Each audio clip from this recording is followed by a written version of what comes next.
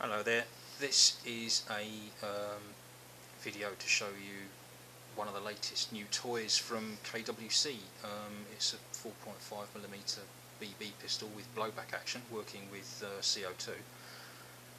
It's a replica of the Mauser M712 Schnellfeuer, which was a development of the original Mauser C96 semi-automatic pistol, one of the first semi-automatic pistols ever made, ever. Now, the reason why I've already got it broken apart is there are a few issues that you may come across if you buy one of these guns new, and I wanted to point them out to you to save you a little bit of aggro, basically. Right, so starting off with the top action here, this little bugger here is a pain in the backside. I'm very wary of even touching it, to be honest, because it's got a little spring behind it. There's nothing holding it in place, it's just literally sitting on that little post there, and if you disturb it, the spring pops out, and if the spring pops out, then you'll spend absolutely ages trying to sort it out, so please don't touch it. And on the other side of the pistol, there are some very, very small black screws. We've got one here, one under there, another one under there. They were all loose, so they need to be tightened up when you buy the pistol. That one there was okay. Turning this thing back over very, very gingerly, and I just don't want the flipping spring to pop out again. It's popped out about 7 times while I've been trying to record this video. Okay, there's a little grub screw in there, and that holds the barrel on. Once again, that was loose, so after I'd been firing a couple of magazines, the barrel started waving around, which is not a good thing. There's a brass barrel inside, the usual sort of BB pistol layout. It's got a bit of float in it, which I don't really see the point of, so I've put a little bit of insulating tape around the top of the barrel when I took it all apart, and now I have put some Loctite, some thread lock on the grub screw, so hopefully I'm not going to have any problems with that coming apart again. Right, now I'm going to put it back together again because I'm pushing my luck with this little plate here, and I don't want to have to push it back in again. So sticking it all back together, nice and straightforward, it all slides on like that, clicks into place, little catch there, push the catch down, and that's it, it's all locked into place and it's ready to rock and roll. Right, while we're looking at this side of the pistol, that's your magazine release catch there. You've also got a little button there, and that basically is like a ratchet so that you can move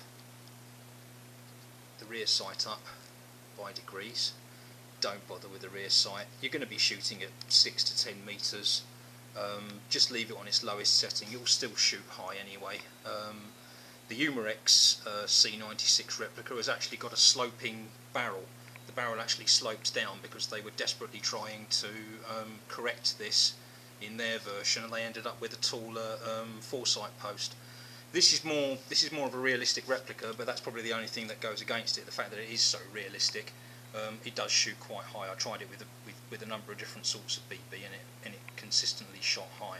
The actual sight picture itself is quite difficult because you've got a very, very small rear sight notch, and that post is an awful long way away. So what I'm probably going to end up doing with this is just making the back of the post a little bit lighter, just give it a little bit of a polish, just to give it a little bit of contrast, and hopefully that should sort things out.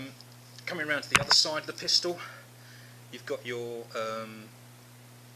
select lever here. It doesn't actually do anything because we're not allowed to have fully automatic pistols here in the UK, but in other countries you can basically click that back and the pistol will fire on full auto, which is pretty impressive looking at other videos on YouTube. So you can play around with it, but it's not really going to do anything. You've also got the safety catch here, and of course the hammer. It's a single action, so the hammer comes back, safety catch up, everything's fine, safety catch off, and off it goes. Right, now as far as the magazine is concerned, let's just quickly show you that. Fairly standard KWC fare. That's your gas valve there. CO2 goes in the back underneath this little hatch, and then you've got spring-loaded magazine. Pull the spring down, load the magazine up from the top through the little slot there, and then one of the things that you have to remember is put the magazine in before you actually let the spring go back up. If there's any BBs up there in the holder, you won't actually be able to get it into the pistol. So it all slots into place. Comme ça, flick the spring up, and then it is ready to rock and roll. Now cocking it, what's the best way of doing this? Let's do it this way around. Cocking it, you can see there's a little slide back there. All you do is pull the slide back, and that's it. It's ready to rock and roll. And every single time you fire it, the blowback is going to push the bolt back, and there you go. So have a quick look at the top. There's the breech, and there's the bolt itself. Similar sort of layout to a lot of other KWC blowback pistols. This pistol does seem to be quite accurate, and it feels really heavy. Because of the angle that I've got the camera, I'm actually struggling to hold this thing up. So what I'm going to do is I'm going to put it down. And yeah, just to recap, when you get one, take it apart, make sure that all the screws are tight.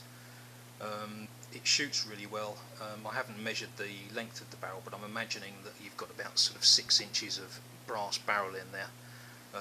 It does seem to be accurate. It seems to like copper coated BBs rather than any other sort of BB, and you will probably get about 3 to 4 magazines out of it depending on temperature. So that's pretty much it, and I'll see you out there on the ranges, guys. Thanks for watching.